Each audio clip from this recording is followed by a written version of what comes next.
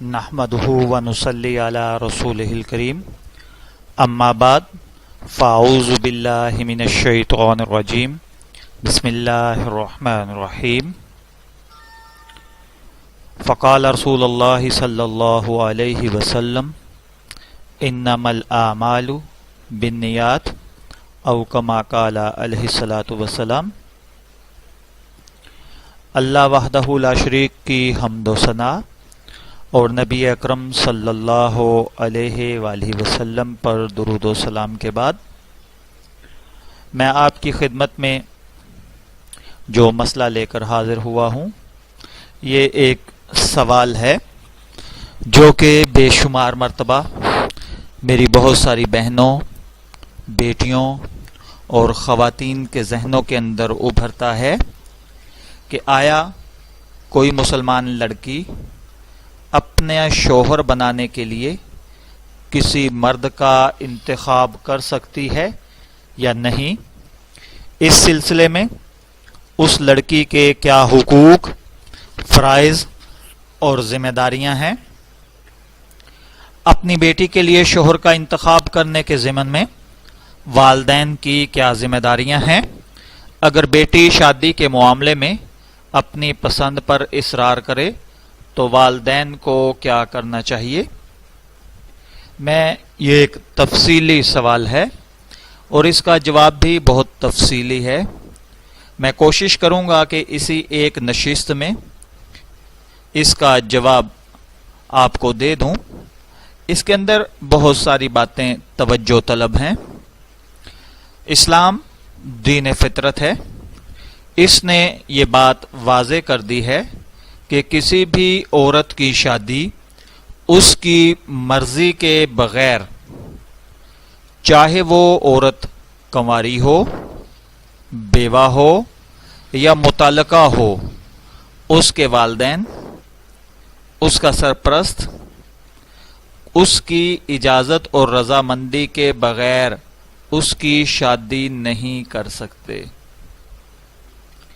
آپ دیکھیے، جب بھی شادی ہوتی ہے ہمارے ہاں جو نکاح فارم فل کیا جاتا ہے اس کے اندر 2 گواہ لڑکی کی طرف سے اور 2 لڑکے کی طرف سے پیش کیے جاتے ہیں۔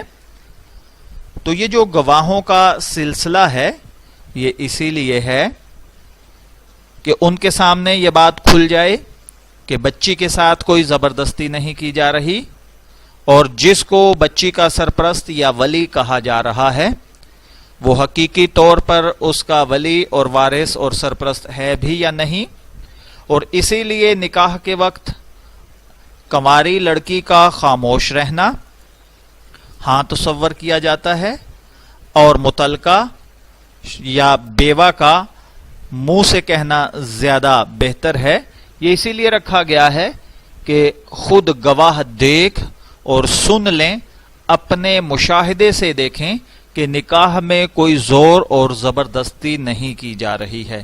اور پھر اس کے بعد دیکھیے نکاح کو باقاعدہ رجسٹرڈ کیا جاتا ہے، حکومتی اداروں میں اس کو پیش کر کے اس پر مہر تصدیق حاصل کر لی جاتی ہے تاکہ بعد میں آنے والے وقت پر کوئی ابہام نہ رہے۔ متعدد احادیث نبویہ میں بھی بتایا گیا ہے کہ کسی عورت کی اگر پہلے کبھی شادی ہو چکی ہو تو وہ اپنے بارے میں اپنے سرپرست سے زیادہ اختیارات رکھتی ہے، اور یہ کہ ایک کنواری لڑکی کی شادی سے قبل اس سے لازماً پوچھا جانا چاہیے، وہ اپنی رضامندی خاموش رہ کر بھی ظاہر کر سکتی ہے۔ یہ نسائی اور ابن ماجہ کی حدیث مبارکہ میں نے آپ کی خدمت میں عرض کی ہے۔ اب دیکھیے، اسلامی نقطہ نظر سے یہ جائز نہیں ہے کہ کسی عورت کو اس کی مرضی کے خلاف شادی پر مجبور کیا جائے۔ رسول اکرم صلی اللہ علیہ وآلہ وسلم کے دور مبارکہ کے اندر 2 واقعات پیش آئے، میں آپ کی خدمت میں عرض کیے دیتا ہوں۔ ایک واقعہ مشہور صحابی حضرت ابو ایوب انصاری کا ہے۔ حضرت ابو ایوب انصاری بہت مالدار امیر و کبیر صحابی تھے۔ یہ حضرت ابو ایوب انصاری رضی اللہ تعالی عنہ وہی صحابی ہیں کہ جب آقا صلی اللہ علیہ وآلہ وسلم مکہ مکرمہ سے ہجرت فرما کر مدینہ منورہ میں تشریف لائے تھے تو حضرت ابو ایوب انصاری کے گھر ہی آپ نے اپنا ٹھہراؤ قائم کیا تھا، وہیں پر آپ نے رہنا پسند فرمایا تھا۔ تو انہیں حضرت ابو ایوب انصاری نے مدینہ کی کسی لڑکی کے ہاں اپنے نکاح کا پیغام بھیجا۔ اس کی فیملی اس پیغام کو قبول کرنے والی تھی کہ اس لڑکی نے آقا صلی اللہ علیہ وآلہ وسلم کی خدمت میں یہ پیغام پہنچایا کہ میں اپنے کزن سے یعنی اپنے چچا زاد کے ساتھ شادی کرنا چاہتی ہوں۔ وہ حضرت ابو ایوب سے مال و دولت میں کم بھی ہے اور حضرت ابو ایوب انصاری مال و دولت میں زیادہ ہیں، عمر میں بھی زیادہ ہیں، میں ان سے شادی نہیں کرنا چاہتی اور میری فیملی بھی انہی کے ساتھ شادی کرنے پہ رضامند ہے۔ تو آقا صلی اللہ علیہ وآلہ وسلم نے، اللہ تعالیٰ کمی بیش معاف فرمائے، روایات کے اندر یہ بات تذکرہ ملا ہے کہ آپ صلی اللہ علیہ وآلہ وسلم نے حضرت ابو ایوب انصاری کو فرمایا کہ تم اپنا نکاح کا پیغام واپس لو اور دو پیار کرنے والوں کو آپس میں ملا دو۔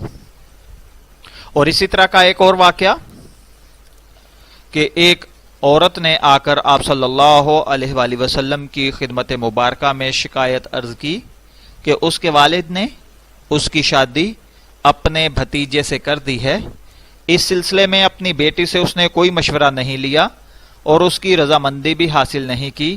اس نے بتایا کہ اس کی شادی کا مقصد صرف یہ تھا کہ اس کے والد اس شادی کے ذریعے اپنی عزت اور ساکھ میں اضافہ چاہتے تھے، تو رسول اکرم نے اس شادی کو منسوخ قرار دے دیا۔ جب آپ صلی اللہ علیہ وآلہ وسلم نے یہ فیصلہ صادر فرما دیا اور عورت آزاد ہو گئی تو اس نے حضرت صلی اللہ علیہ وآلہ وسلم سے عرض کیا، اب میں آزاد ہوں، اب میں اس شادی کو قبول کرتی ہوں۔ میں صرف یہ بتانا چاہتی تھی کہ خواتین کی شادیوں کے معاملے میں مردوں کو ان پر کوئی بالادستی حاصل نہیں ہے۔ اکثر یہ خیال کیا جاتا ہے کہ چونکہ باپ ہی اپنی بیٹی کی شادی کے تمام انتظامات کرتا ہے، اس لیے وہ اپنی بیٹی کی مرضی معلوم کیے بغیر جس کھونٹے سے چاہے اپنی بیٹی کو باندھ سکتا ہے، یہ انتہائی گھٹیا قسم کی سوچ ہے۔ اسلام اگر ایک عورت کی شادی کے لیے اس کے والد یا سرپرست کی موجودگی کو ضروری قرار دیتا ہے تو دراصل اسلام عورت کو عزت دینا چاہتا ہے۔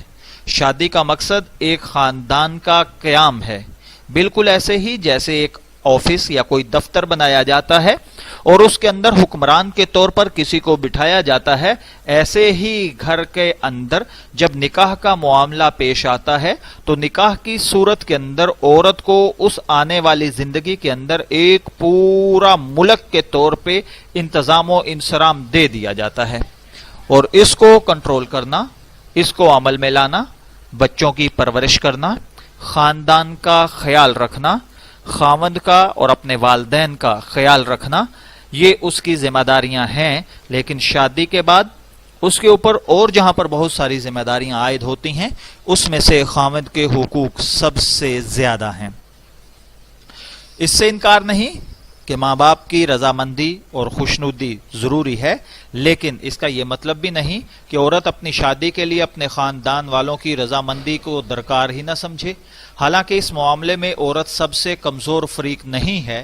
ہم بالکل غیر مبہم طریقے پر یہ کہتے ہیں کہ اگر کسی عورت کو شادی کے لیے مجبور کیا جائے تو اسلامی نقطہ نظر سے یہ ناقابل قبول ہے، کیونکہ عورت کی شادی کے جائز ہونے کے لیے اس کی رضامندی ایک لازمی جزو اور ایک لازمی شرط ہے۔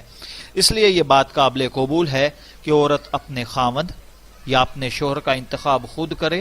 ہمیں یہ بات سمجھ لینی چاہیے کہ ہونے والے شوہر کا انتخاب کوئی لگا بندھا طریقہ کار تجویز نہیں کر سکتا۔ اگر کوئی مرد کسی خاندان میں کسی لڑکی کے لیے پیغام دیتا ہے تو وہ اس خاندان کے بارے میں معلومات حاصل کرتا ہے۔ اسی طرح اگر لڑکی والوں کی طرف سے کوئی کوشش کی جائے تو ان کو بھی لڑکے اور اس کے خاندان کے بارے میں اچھی طریقے سے تفصیلات حاصل کرنے کا اختیار حاصل ہے۔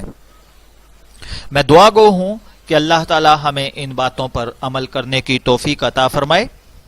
اجازت چاہیں گے، پھر ملیں گے کسی نئی معلوماتی ویڈیو کے ساتھ۔ تب تک کے لیے اللہ حافظ.